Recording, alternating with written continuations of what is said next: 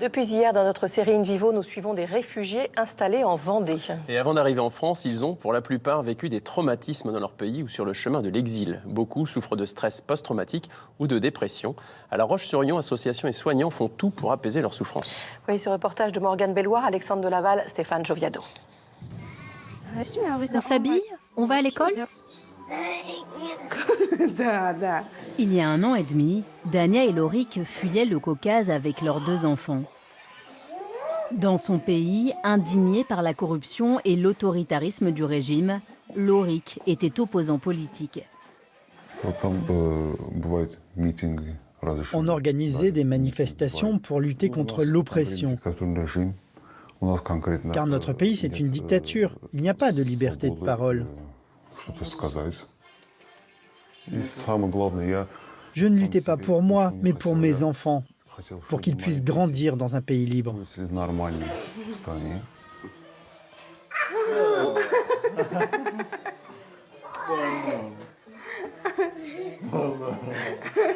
Au fil des manifestations, la répression est de plus en plus forte.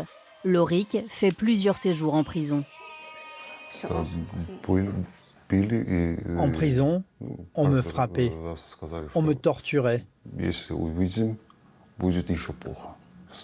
À chaque fois, il me disait que ça ne tenait qu'à moi, que si j'arrêtais de manifester, alors tout irait bien. C'était un cauchemar pour moi. Ils ont commencé à me menacer aussi. Par exemple, une fois dans la rue, quand je me promenais avec mes enfants, des hommes m'ont menacée pour que je dise à mon mari d'arrêter son activité politique et de vivre une vie normale. J'avais très peur, et mes enfants aussi. Ils étaient terrorisés. Au printemps 2018, alors que Dania se promène dans la rue avec son fils, une voiture tente de les renverser. Parmi les passagers du véhicule, Dania reconnaît un policier. La famille décide alors de quitter le pays. En une semaine, on a tout vendu. On a vendu notre voiture, on a laissé notre maison, on a donné l'argent aux passeurs et on est parti. Bisous. Quand nous sommes arrivés ici, nous avions très peur. On ne savait pas quoi dire aux enfants. Notre fils posait des questions. Il voulait retourner à la maison.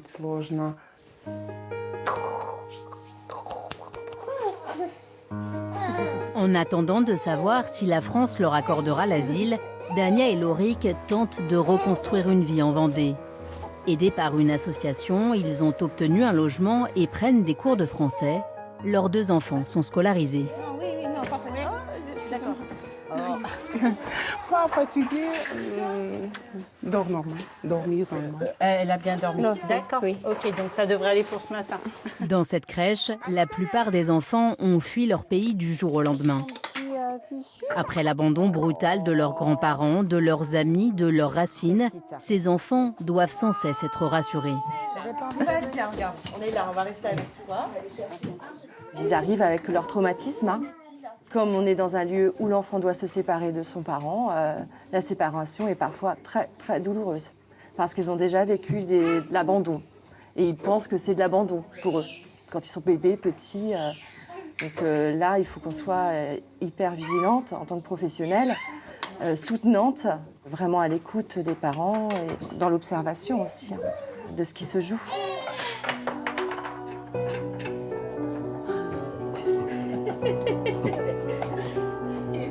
Après s'être battu pour sauver sa famille, et une fois en sécurité en France, Lorik a sombré dans la dépression.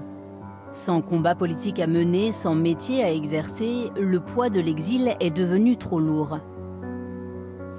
Le docteur Tregouet, son médecin traitant, lui a proposé une consultation spécialisée pour les migrants. Bon, ça va? Psychologiquement, vous vous sentez comment?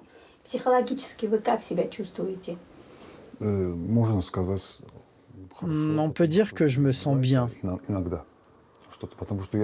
Parce que je ne reste plus toute la journée à la maison, comme avant, à ressasser. Ce matin, je me suis dit que je pourrais me mettre au sport, pour m'occuper l'esprit, par exemple. Je reprends goût à la vie.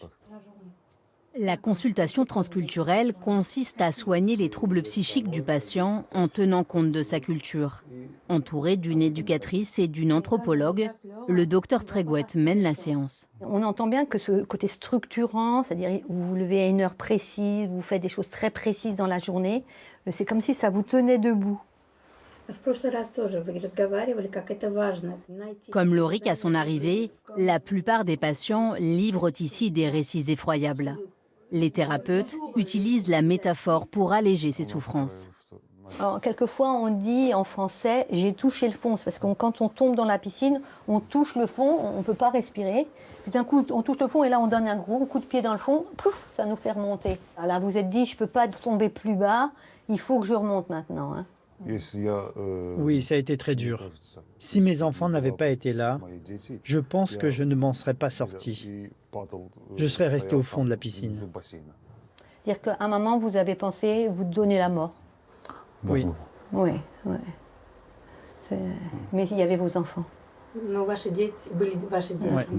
Ouais. Ça faisait longtemps que je n'avais pas parlé de mes problèmes. Et il y avait beaucoup de choses que je gardais en moi. C'était comme une bombe. Avant, dans mon pays, j'avais mes amis pour parler. Eh bien ici, cette consultation, c'est un peu comme mes amis. En français, on pourrait dire, il y a une expression qui dit la traversée du désert. Vous voyez, c'est une expression, quand on a un grand moment de sa vie où tout est noir, on appelle ça la traversée du désert. Chez nous, on dit que l'espoir meurt en dernier. Il était dans le désert, mais l'espoir n'était pas mort. C'est-à-dire, dans le désert, il y a une promesse de vie, quelque part. Hein. En renonçant à leur ancienne vie, Lorik et sa femme espèrent offrir un avenir meilleur à leurs enfants. Mais les blessures de l'exil sont souvent difficiles à penser. Moi, je trouve qu'il y a quand même une génération sacrifiée. La deuxième génération va bien, mais la génération de l'exil, on peut pas parler de restauration complète du psyché, hein, ça je ne crois pas. On peut apaiser la douleur, permettre que le traumatisme ne se transmette pas, pouvoir permettre aux enfants de la deuxième ou de la troisième génération de vivre avec un apaisement de l'histoire familiale. Maintenant, faut quand même être modeste. Hein. Donc là, vous allez prendre soin de vous, la salle de fitness et tout ça. Vous nous racontez des belles choses hein, où vous allez mieux, mais on va vous prendre soin de vous. Ce qui est important, c'est que vous avez repris le contrôle. C'est-à-dire que maintenant, vous décidez que vous allez faire ça, vous allez faire ça. Ça, c'est important. Et c'est ça qui va vous... Et vous, сейчас уже сами решаете, что делать. Merci. Ok. Suite de ce document demain. Un appel à témoins, Fabien. Vous souffrez de sinusite chronique, vous avez été opéré de 2 polypes nasaux. Venez nous en parler sur le plateau d'Allo Docteur. C'est un petit peu urgent, c'est pour l'émission de mercredi prochain. Alors téléphonez-nous au 01 58 téléphonez-nous. C'est parce que j'ai une sinusite chronique. 58 88 85 21. Et vous ne bougez pas dans quelques instants, on va répondre à toutes vos questions sur la méditation.